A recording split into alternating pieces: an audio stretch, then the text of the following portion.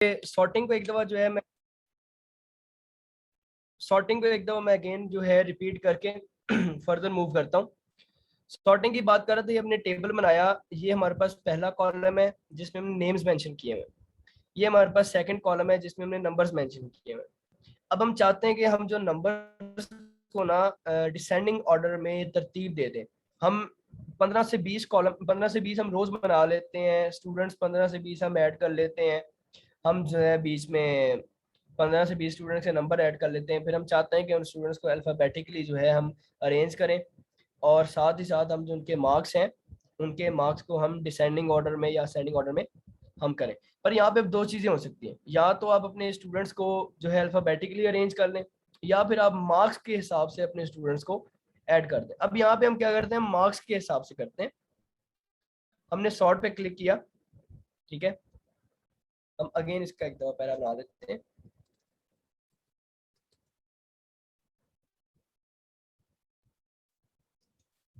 हमने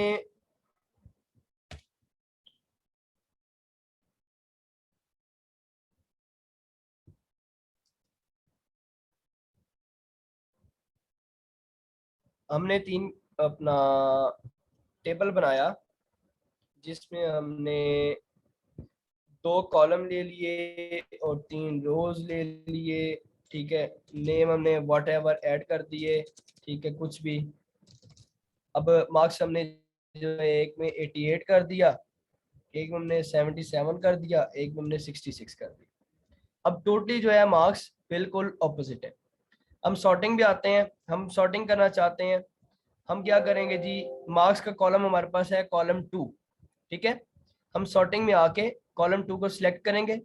कॉलम 2 जब हम सिलेक्ट किया तो हमें पता चला जी कॉलम 2 की जो टाइप है वो नंबर टाइप है। अब नंबर को हमने डिसेंडिंग ऑर्डर में तरतीब देनी है। डिसेंडिंग ऑर्डर में हमने क्लिक कर दिया, इसे हमने कर दिया ओके। जब हमने ओके किया तो आप देख सकते हैं कि पहले 88 आया, फिर 77 आया, फिर 66 आया। अब पहले ये कैसा था, हम इसे अंडू करके देखते हैं। अंडू जब हमने कंट्रोल जी किया तो ये पहली जैसी आ गई, 66 पहले था, 88 बाद में था। हम दोबारा इसे रीडू करते हैं तो ये 88 पहले और 77 बाद में। ये आ गया हमारे पास सॉर्टिंग। अब नेक्स्ट है शो और हाइड, ठीक है। हम देखना चाहते हैं कि हमारी ये सारी लाइंस में स्पेसिंग कितनी है। ये शो और हाइड का हमारे पास एक कंपोनेंट है, इस पे जब हम क्लिक करेंगे तो ये हमें हर वर्ड के दरमियान ये डॉट्स, ये खैर इतना जरूरी तो नहीं होता, पर कभी आप इस्तेमाल कर सकते हैं, एक छोटी सी चीज है। अब आप एक और स्पेस दें 2 डॉट्स, एक और स्पेस दें 3 डॉट्स, एक और स्पेस दें 4 डॉट्स, तो जितनी स्पेसिस होंगी उतने डॉट्स आपको नजर आएंगे। तो ये एक सिंपल चीज है, इतनी जरूरी नहीं है, इसे आप ना भी सीखें तो कोई मसला नहीं है, पर फिर भी आपको पता होना चाहिए कि कंट्रोल स्टेरिक जो है इसकी कमांड है। ओके। अब पैराग्राफ में मोस्ट इंपॉर्टेंट चीज है हमारे पास बुलेट्स। अब हम अगेन इसमें जाते हैं, IUM कंप्यूटर कोर्स, ठीक है। हमने एक टैब प्रेस किया, आगे आ गया। अब हमारे पास है बुलेट्स। हम चाहते हैं हमने कोई भी बुलेट यूज करना है, हम ये बुलेट यूज कर लें, हम ये कर लें, हम ये कर लें, कोई भी कर लें। लेट्स सपोज हम ये बुलेट यूज करते हैं। इससे हम लिखते हैं जी हमारा लेक्चर 1 हुआ है, इंटर किया, नेक्स्ट बुलेट आ गया लेक्चर 2, इंटर किया, नेक्स्ट बुलेट आ गया हमारा हुआ है लेक्चर 3, ठीक है। इंटर किया, नेक्स्ट बुलेट आ गया। अब आप चाहें तो इन बुलेट्स को चेंज भी कर सकते हैं। यहाँ पे जाएंगे, क्लिक करेंगे, ये बुलेट चेंज, ठीक है। अगेन इन पे आप गए, आपने क्लिक किया, आप कोई और बुलेट्स लगाना चाहते हैं, ये बुलेट्स आ गए। तो यहाँ से आप जो है इनके अंदर आप बुलेट्स ऐड कर सकते हैं, ठीक है। अब सम टाइम्स जो है बंदा ये बुलेट्स लगा लगा के बोर हो जाता है, तो फिर क्या हल है कि आप यहाँ पे न्यू बुलेट्स भी डिफाइन कर सकते हैं।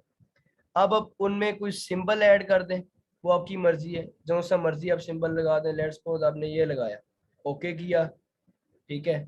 अब ये यहाँ से ओके हुआ, अब ये जो सिंबल है आपके बुलेट्स में ऐड हो गया, ये आपके बुलेट्स चेंज हो गए। आप अगर चाहें तो यहाँ पे आप कोई पिक्चर भी ऐड कर सकते हैं, किसी भी किस्म की पिक्चर ऐड करें, वो पिक्चर बिल्कुल छोटी सी होके आपकी बुलेट बन जाएगी। ठीक है, अब आगे है नंबरिंग। जी रोल नंबर 18 मोमना गुल। Yes sir. रोल नंबर 18, आपको मेरी आवाज आ रही? जी सर। ओके, बुलेट्स तक आपको समझ आ गई है? जी सर आ गई है। चलें ठीक है, थैंक यू। ओके, नेक्स्ट है नंबरिंग। तो अब नंबरिंग क्या होता है?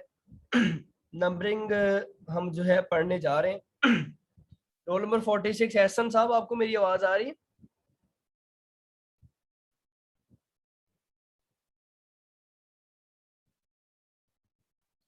ऐसा लगता है आज आपका माइक खराब है, अदरवाइज आप अच्छे खासे बोलते हो, आपकी अपना पार्टिसिपेशन अच्छी है। तो चलें, कोई बात नहीं, खैर।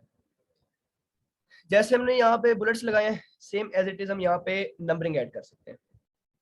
अब हम चाहें हम किसी भी किस्म की नंबरिंग यहाँ पे ऐड कर सकते हैं। ठीक है, हम यहाँ पे रोमन काउंटिंग भी ऐड कर सकते हैं, हम यहाँ पे इंग्लिश अल्फ़ाबेट्स भी ABC भी ऐड कर सकते हैं, हम यहाँ पे कुछ भी कर सकते हैं। सो ये जो सारी चीज़ें हैं, अब ये एक और तरतीब के साथ आ जाता है। ठीक है, तो ये सारे डिज़ाइन हैं, ये सारी तरतीबें हैं जो आप जो है अपनी इन सारी चीज़ों को दे सकते हैं। तो इन्हें आप अपने हिसाब से किसी भी पैराग्राफ में, किसी भी कोडिंग में आप इन्हें यूज कर सकते हैं। ठीक है, तो स्टूडेंट हमारे पास तीन मेन ग्रुप्स थे जो होम रिबन के थे। पहला हमने क्लिपबोर्ड पढ़ा, दूसरा हमने फॉन्ट पढ़ा, तीसरा हमने पैराग्राफ पढ़ा। अब चौथा है हम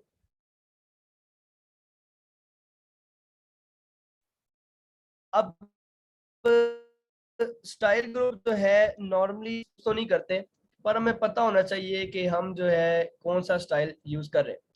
अब हम चाहते हैं कि जिस हेडिंग की हमारी स्टाइल है उसी हेडिंग का जो है ये वर्ड भी हो जाए, उसी हेडिंग की जो है उसी स्टाइल का ये हेडिंग भी हमारी हो जाए। तो उसके लिए हम जो है वो स्टाइल वर्ड यूज कर सकते हैं। अब लेट्स सपोज हमने जो है ऑर्गेनाइजेशन को क्लिक किया।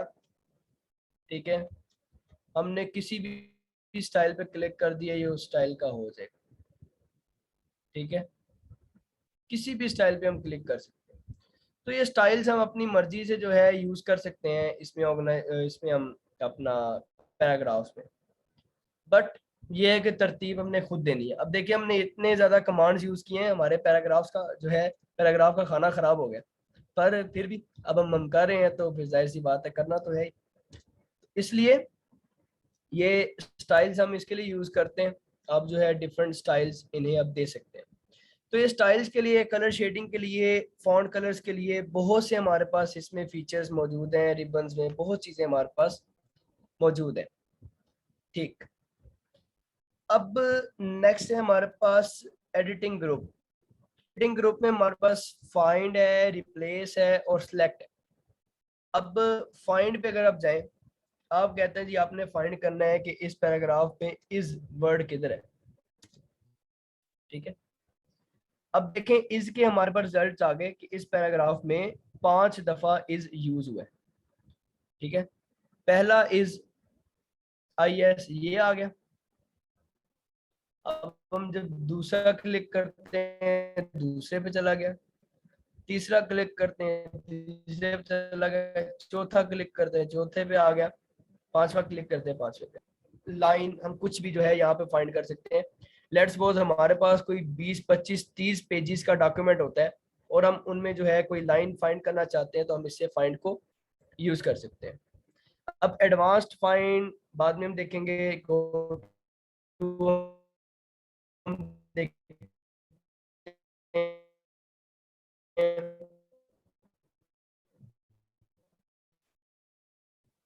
अब गो टू, मैंने बताया कि हमारे पास यहाँ पे अगर हम पेज पे क्लिक करें, पेज नंबर जो है हम सिलेक्ट करें। लेट्स सपोज अभी हमारे पास 2 3 पेजेस का पैराग्राफ है, हम 3 कर देते हैं।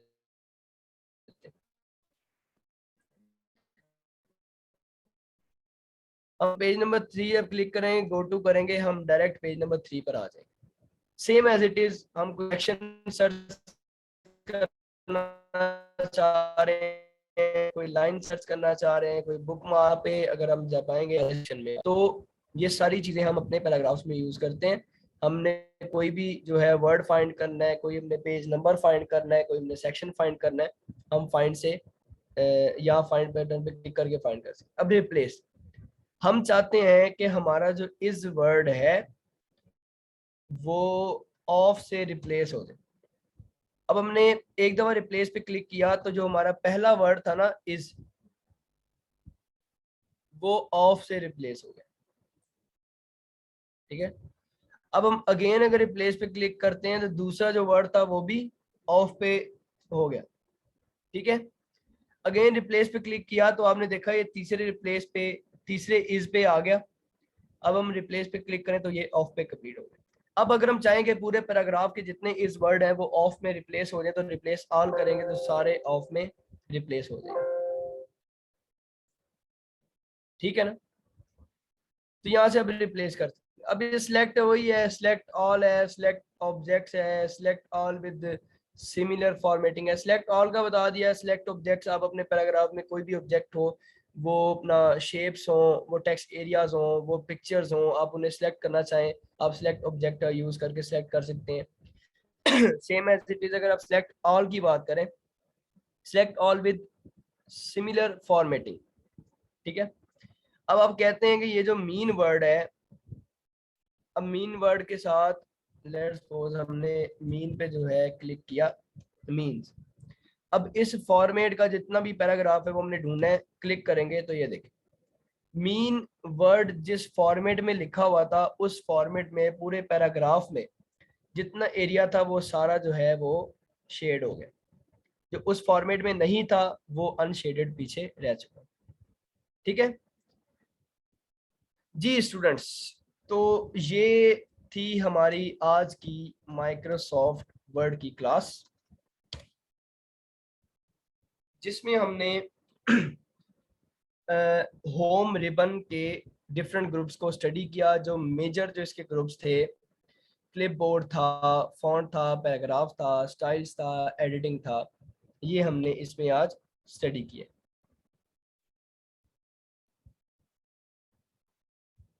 खालिदा कह रही है मेरी आवाज नहीं आ रही। अच्छा, बाकी सबको मेरी आवाज क्लियर आ रही है? लाइबा, आपका पिछले सेशन में भी आवाज का इशू आ रहा था, तो उस वक्त भी जो है आपने कहा था आई थिंक आपके इंटरनेट का मसला है।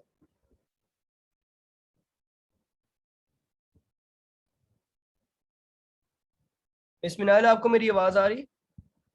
जिससे मुझे आपकी क्लियर आ रही है आवाज। ओके, रोल नंबर 4 आसमा, आपको मेरी आवाज आ रही है? Yes sir. ओके, ठीक है। अच्छा, तो स्टूडेंट्स लास्ट एक इंटरेस्टिंग चीज जो है आपके साथ शेयर करना चाहता हूँ इस हवाले से। लास्ट है, फिर इसके बाद हम जो है आपके क्वेश्चंस पर आएंगे। ये जो अपडेटेड जो इसके फीचर्स हैं उसमें ये फीचर जो है हमारे पास आया है, ये जो वॉइस का फीचर है। अब हम पहले जो है वर्ड पे टाइपिंग करते थे टाइपर के साथ, कीबोर्ड के साथ, कीपैड के साथ। अब हम जो है अगर वॉइस में भी बोले ना तो वर्ड के ऊपर टाइप हो सकता है। लेट्स सपोज अब मैं इसे ओपन करके बोलूंगा। अब माइक तो जूम का भी ऑन है, तो बगैर अगर, वैसे तो मैंने इसके बोल के देखा है और वैसे इसकी टाइपिंग भी एग्जैक्ट होती है, ऐसे भी बोल के देख लेते हैं, अगर होता है तो देख लेते हैं। ठीक है, लेट्स सपोज अब मैं IUM कंप्यूटर कोर्स ही बोलता हूँ। IUM computer course, IUM computer course. Okay, ये मेरा ख्याल है माइक की वजह से ना, जूम के माइक की वजह से ये जो है इशू कर रहा है। तो आप इसको भी जो है यूज कर सकते हैं अगर आपके पास जो है लेटेस्ट इसका है, अपडेटेड फीचर है MS ऑफिस का, MS वर्ड का। तो ये जो वॉइस डिक्टेटर है इसको आप इस्तेमाल करते हुए आप ये जो टाइप करते हैं आप इसे वैसे भी यूज कर सकते हैं। ठीक है, ओके सो स्टूडेंट्स, हमारी क्लास आज की यहाँ पे मेरी तरफ से ख़त्म होती है। अब आप में से किसी को कोई क्वेश्चन है तो आप पूछ सकते हैं। ये जो हमने होम रिबन पढ़ा है, इसमें रहते हुए किसी को कोई क्वेश्चन है तो वो पूछ सकते हैं।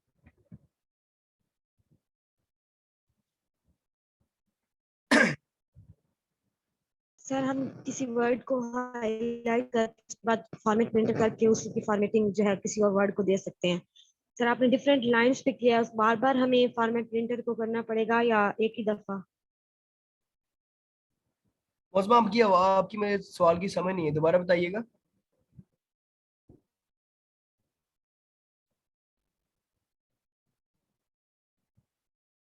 मौसम, सर अपना सवाल दोबारा।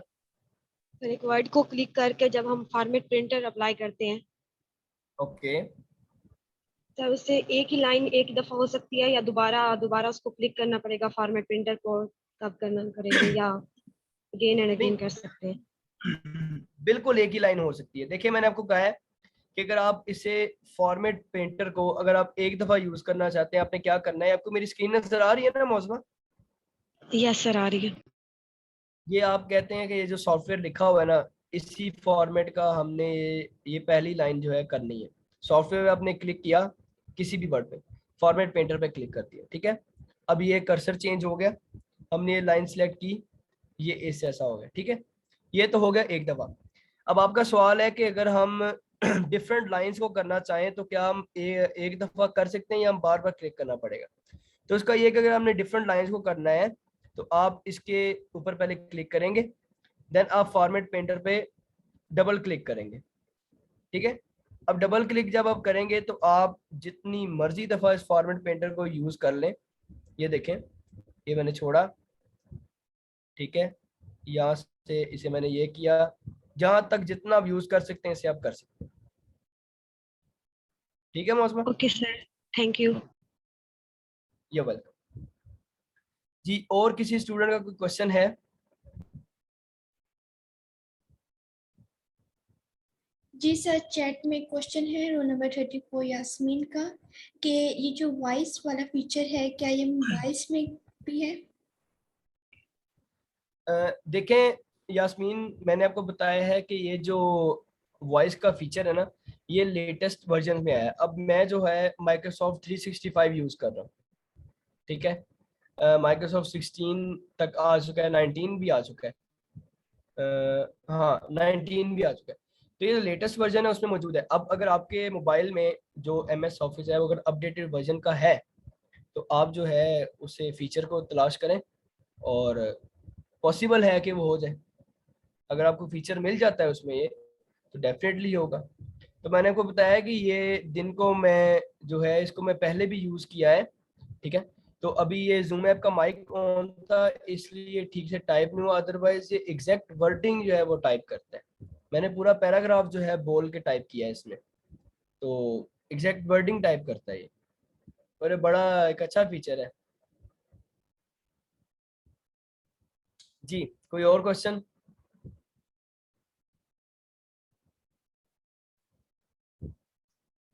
ओके, एक अब लास्ट चीज, क्योंकि आपने यूज करना है, अब हमने इसे करना है सेव, इस फाइल को, ठीक है।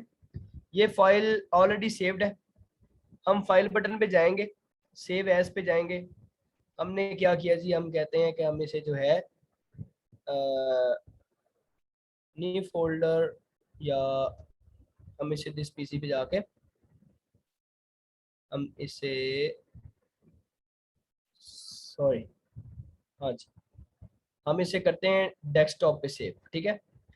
अब आप सबको मेरी स्क्रीन नजर आ रही होगी कि हमने अब ये जो वर्ड का डॉक्यूमेंट है ना, इसे हमने PDF में कन्वर्ट करके सेव करना है। अब हम क्या करेंगे, ये वर्ड डॉक्यूमेंट जो लिखा हुआ है ये हमारा स्टेटमेंट है, फाइल नेम है, यहाँ से हम डिफरेंट फाइल नेम जो है वो कर सकते हैं, जो मर्जी हम लिखें, ठीक है।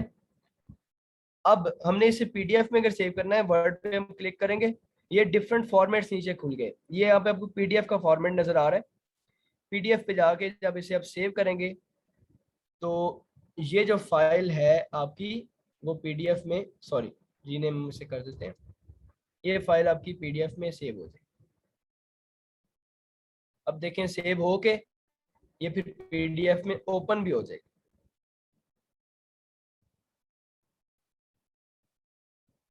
ये देखें सेम एज इट इज यही फाइल जो है वो PDF में सेव होकर ओपन हो गई। ठीक है, तो ये PDF की बात जो है वो समझ आ गई है। जी जी, PDF का फॉर्मेट देखें, MS वर्ड से जब आपने PDF में कन्वर्ट करना है ना फाइल को, तो ये फॉर्मेट मौजूद होता है। मैंने आपको बताया है लाइबा, अब आपने गौर से देखना है। ये फाइल बटन पे आपने जाना है, सेव एज करना है। अब सेव एज पे जो है, लेट्स सपोज अब ये फाइल ऑलरेडी है, ठीक है ना, ये वर्ड डॉक्यूमेंट है .docx। ये docx जो है ये माइक्रोसॉफ्ट वर्ड की जो वर्ड फाइल होती है उसकी एक्सटेंशन है। इस पे आप क्लिक करेंगे, ये आपको PDF नजर आ रहा है लिखा हुआ, PDF पे आपने क्लिक करना है। जब ये फाइल PDF पे क्लिक हो जाएगी, यहाँ से आप सेव करेंगे, यही फाइल आपकी PDF में सेव हो जाएगी। तो ये हर माइक्रोसॉफ्ट के हर वर्जन में आपको ये मिलेगा। ठीक है लाइबा तरीम, आपको समझ आ गई है?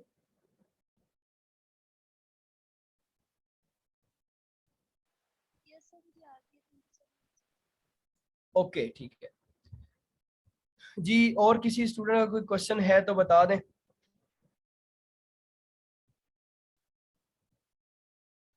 आज का जो है आपने ये सारा अच्छे से लेक्चर समझना भी है, समझ तो लिया है, रिवाइज करना है, और इसी लेक्चर पे बेस करते हुए आपको जो है असाइनमेंट दी जाएगी। क्योंकि अब आज का लेक्चर इतना हो चुका है कि आप सब इस काबिल हो चुके हैं, जिसको अगर पहले MS वर्ड चलाना नहीं आता वो इस काबिल हो चुका है कि वो एक पैराग्राफ को टाइप करके उसे एडिट करके उसे अच्छी तरह जो है वो फॉर्मेट दे के उसे PDF फाइल में सेव करके उसे PDF फाइल को रीनेम करके जो है अपनी असाइनमेंट सबमिट करवा सकते हैं। ठीक है,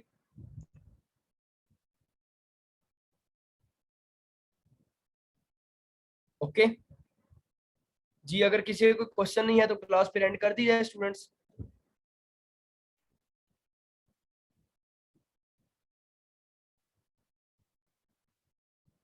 रोल नंबर 8 इकरा, आपको मेरी आवाज आ रही?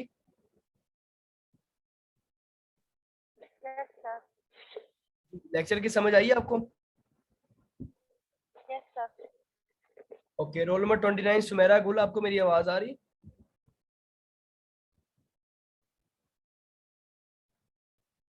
रोल नंबर 29 सुमेरा गुल, आपको मेरी आवाज आ रही है? जी जी सर आ रही है। लेक्चर की समझ आई आपको? जी सर आ गई है। चले ठीक है, ओके ठीक है क्लास, आप जो है अपना ध्यान रखें, खुश रहें, आबाद रहें, और इसकी जो है आपने अच्छी से प्रैक्टिस भी करनी है, रिवीजन भी करनी है। कोई क्वेश्चन होगा, कोई इशू होगा तो आप जो है पूछ सकते हैं। ठीक है, स्टे ब्लेस्ड, अल्लाह हाफिज। अल्लाह हाफिज सर। सर अल्लाह हाफिज।